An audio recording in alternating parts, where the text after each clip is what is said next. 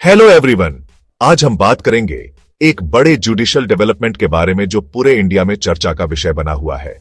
जी हां, हम बात कर रहे हैं former chief justice of India D.Y.. Chandrachud और उनके ऊपर लगे करप्शन एलिगेशंस की, जिन्हें हाल ही में लोकपाल ने डिसमिस कर दिया है। तो चलिए इसे समझते हैं।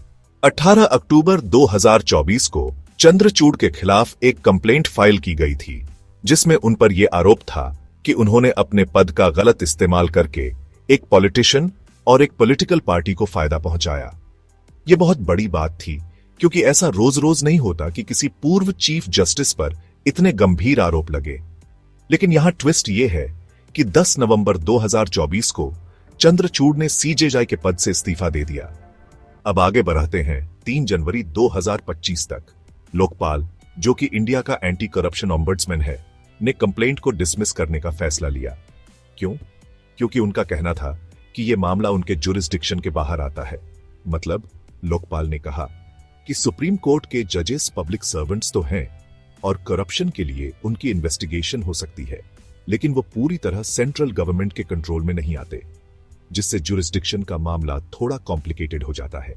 यह फैसला इस बात पर आधारित था कि कंप्लेंट लोकपाल एंड लोकायुक्तास एक्ट के तहत लोकपाल के अधिकार क्षेत्र से मेल नहीं खाती।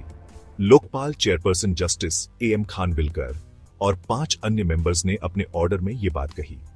उन्होंने कंप्लेनेंट को कानून के तहत उपलब्ध अन्य लीगल ऑप्शंस तलाशने का सुझाव दिया। अब यहां एक इंपॉर्टेंट पॉइंट आता है। लोकपाल के ऑर्डर में इस बात पर जोर दिया गया कि सुप्रीम कोर्ट के जजेस, जिनमें चीफ जस्टिस भी शामिल हैं, प्रिवेंशन ऑफ करप्शन एक्ट के तहत अकाउंटेबल हैं। इसका मतलब है कि वो पब्लिक सर्वेंट्स हैं, लेकिन उनके खिलाफ कोई भी एक्शन कानून के दायरे में रहकर ही लिया जा सकता है। लोकपाल का स्टैंस बिल्कुल क्लियर था। किसी भी प्यूनिटिव लॉ को स्ट्रिक्टली इंटरप्रेट किया जाना चाहिए, खासकर जब बात हाई रैंकिंग जुडिशियल फिगर्स की हो। स्ट्रिक्ट इंटरप्रिटेशन का यह प्रिंसिपल बहुत इंपॉर्टेंट है, ताकि जुडिशियल इंडिपेंडेंस बनी रहे और साथ ही अकाउंटेबिलिटी भी मेंटेन रहे। तो इसका मतलब जुडिशरी और चंद्रचूड़ के लिए क्या है? लोकपाल का यह डिसीजन एक इंपॉर्टेंट मोमेंट है, जो ये बताता है कि हाई रैंकिंग जजेस भी कानून से ऊपर नहीं है, लेकिन जुरिस्डिक्शन की क्लियर बाउंड्रीज भी जरूरी है। तो बस ये थी अपडेट एक मेजर जुडिशियल और पॉलिटिकल इवेंट के बारे में।